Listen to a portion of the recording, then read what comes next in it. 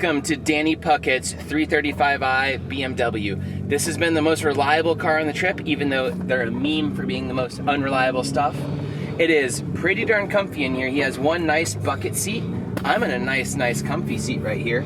Full interior car. This looks like the ultimate drift week car. How many check engine lights does he have?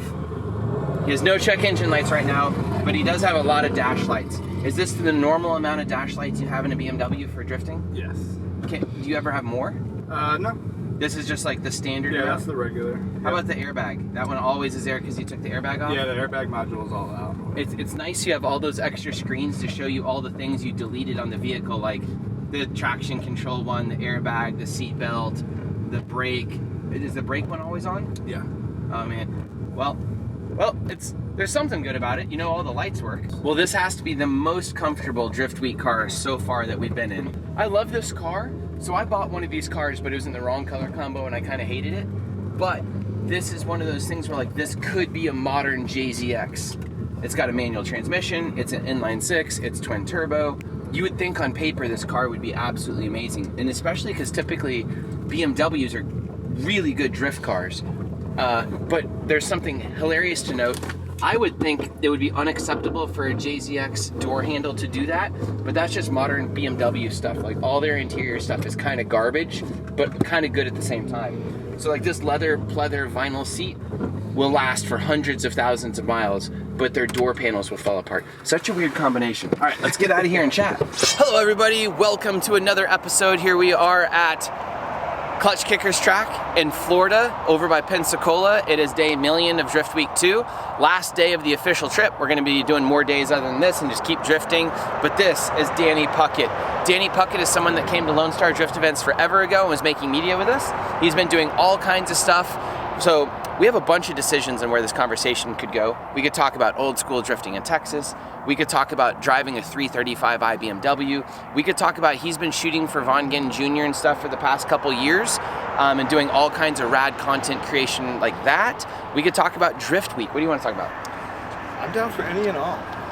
Whichever. What do you think? Let's start off with 335i. Okay. Because I think a lot of people will see the car and immediately jump into that. Right, there's a lot of So questions. what's it like driving a 335i on Drift Week, drifting in general? What's the best part? What's the worst part? How often do check engine lights come on? Would you recommend this for another person? You talk. Sure. Okay, so it's been great. Everything has worked quite well. Granted, I've gone through kind of all the things that people have as far as issues go with this car, but I'll start off by saying I wouldn't recommend it just because I know a lot of people have had such bad experiences that I don't want to be responsible for that. So no, don't do it. If you really want to do it, then you will do it, and that's your decision to make. I do have support from a BMW shop, which is a main reason that I do it. As Aaron was saying, I do a lot of video work.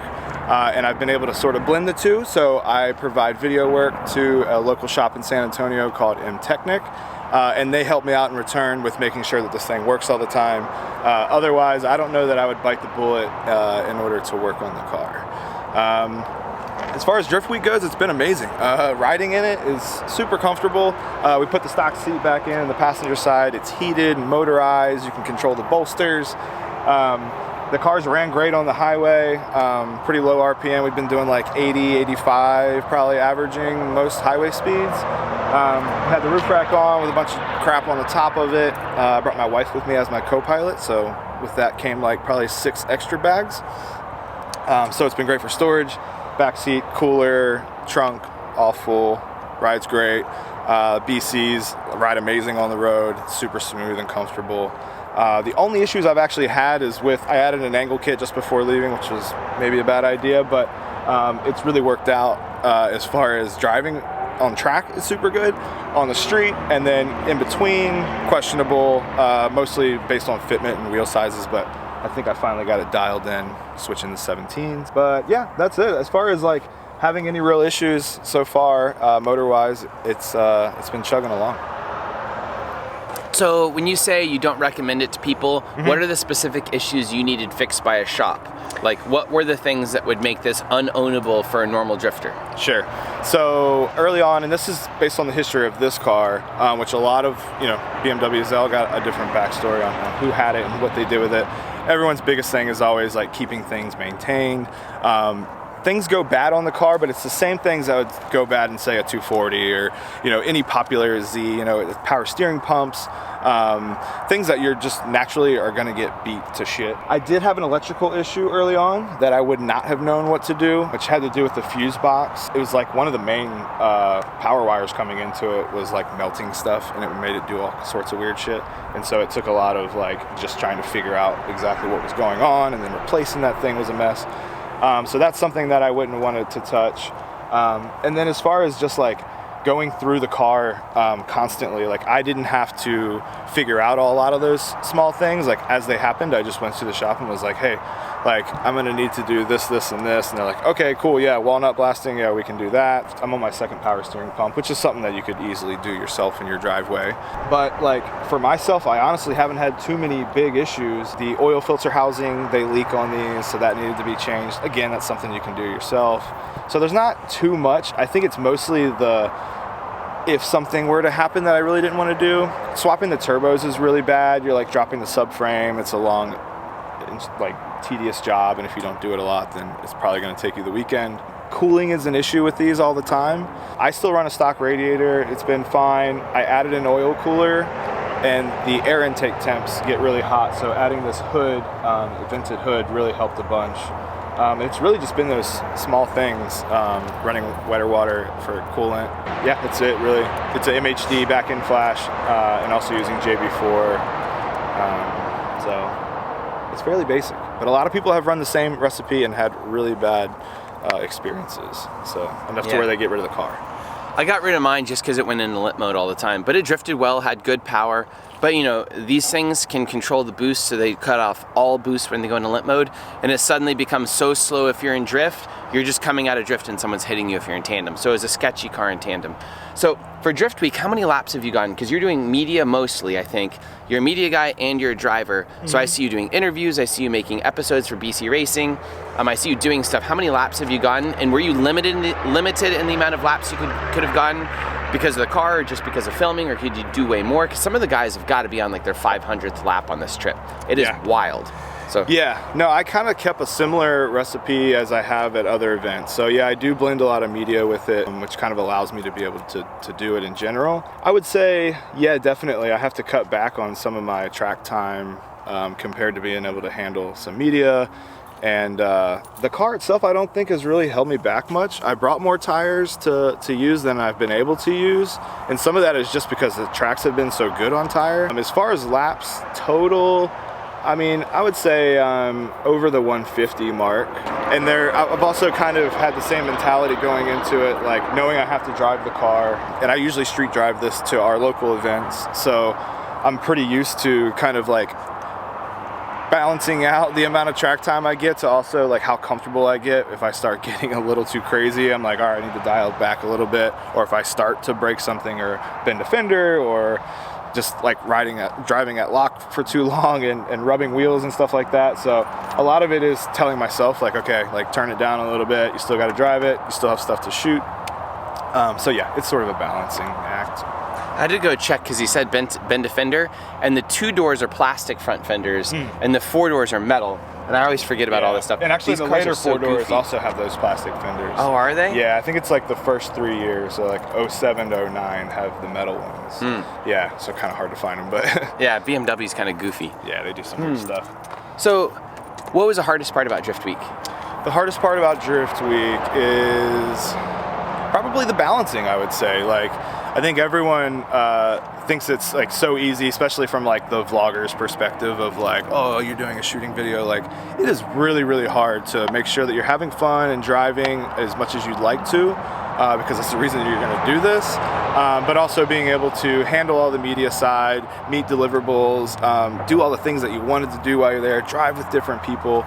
It makes it really tough. I think that was probably the hardest part, is really just like picking and choosing when and where, and not getting caught up with just like hanging out and stuff, which is why we're here and what we want to do. So like, it's constantly just balancing those. Cy and I are shooting literally 3 to 4 hours of video per day, and then also set up, breakdown of the event, making sure people are getting fed and everything. Yeah. Like, it's hard to get seat time for me. Totally. But and then you're still dumping cars and charging batteries. Like after, you know, you got to keep going. It's not even just those parts. And if you don't do that for the next day, you're screwed. And same from organizing perspective. Like, so yeah, no, I think that's probably the most taxing part. Do you want to tell us any stories about, like, so I did an episode, I never did one of those You Made It Pro as media guy thing. We should do that as a separate episode. Okay. So I've done some episodes on our channel before about multiple Lone Star Drift media people have gone on to become professional media people within drifting. Totally. And I think it's a cool story to tell, and I think it's kind of like spirit raising. Sure. So we'll talk about that in another episode. Remind me after this. Totally. What else do you want to talk about on this trip? I think probably one of my biggest eye-opening things was just like how much work it takes to do all of these things in such a short amount of time. Like, short amount of time is 2 weeks. Yeah, yeah. No, I know. It's crazy. Like, we're basically doing an entire season's worth of drifting in 2 weeks.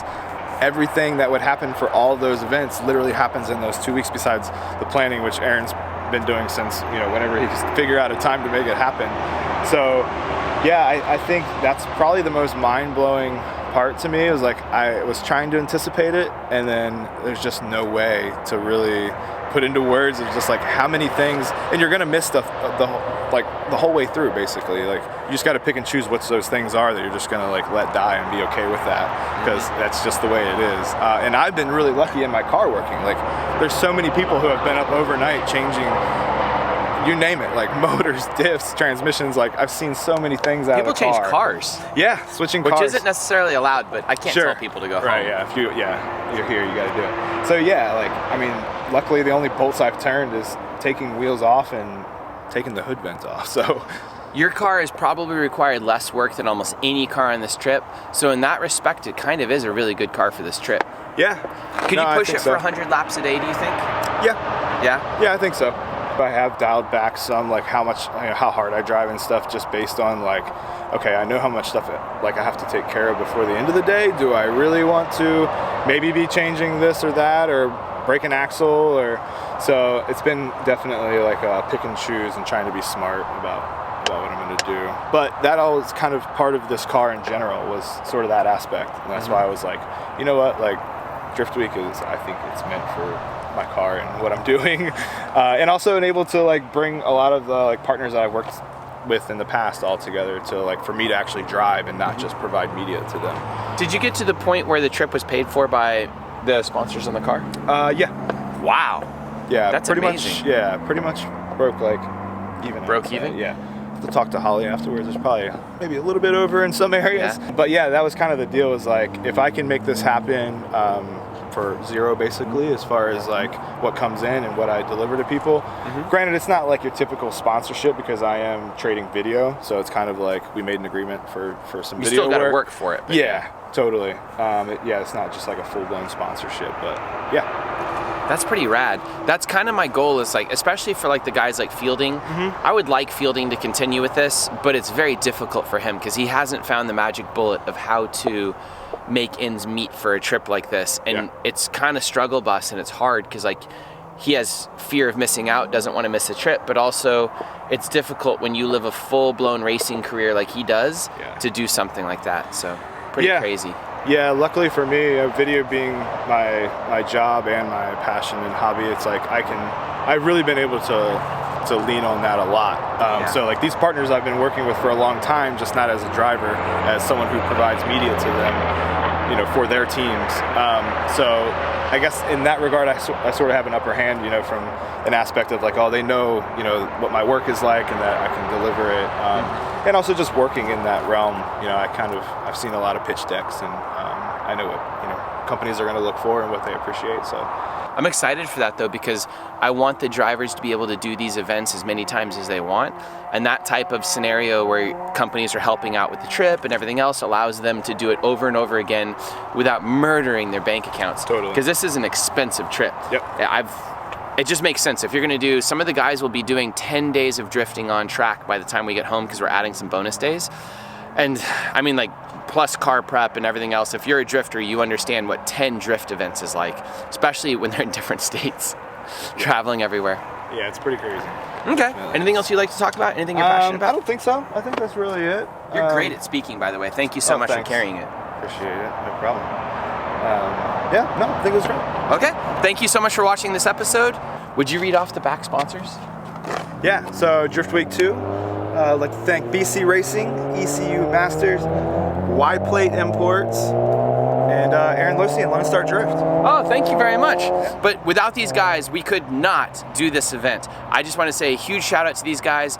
Without their support, we absolutely couldn't do Drift Week. So thank you so much to BC Racing Coilovers, who has helped you a ton throughout the years. Totally. So much. Thank you to ECU Master, who has also helped out so many of our drivers, including drivers in Formula D and Lone Star Drift, all over the world. And thank you to Y-Plate Imports, who's actually here drifting with us, which is awesome. Without him, we couldn't have done this event. So thank you so much to those guys. Make sure to go to their websites or social media, whatever. And if you guys would even just send them a direct message on like Instagram or something, be like, thank you very much for supporting Drift Week 2. That would go huge ways to making them probably be like, that probably wasn't the worst thing ever. Somebody saw this. So go direct message them on Instagram for me. Thank you so much, guys. Boom. Keep watching. This isn't over yet.